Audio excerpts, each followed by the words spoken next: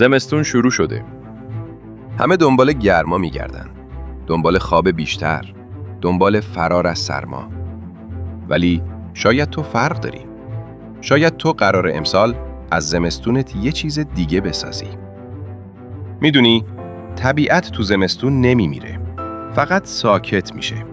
درخت و برگ نمیدن، ولی زیر خاک دارن ریشه میسازن. حیونا پنهون میشن، ولی دارن زنده میمونن. سکوت زمستون یعنی آماده شو. تو هم همینطوری.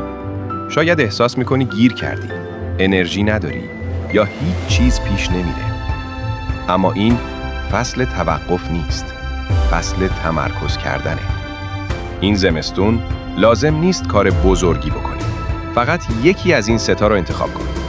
یه عادت جدید یاد بگیر، یه نظم کوچیک بساز، یه ترس قدیمی رو شکست بده. کوچیک ولی هر روز. چون هر قدم کوچیک توی سرما بهار رو برات جلو میندازه. بهار یه روز یهویی نمیاد.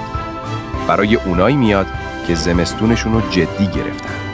این زمستون به جای پنهون شدن ریشه بساز. چون وقتی همه تازه شروع میکنن تو فقط شکوفه میزنی.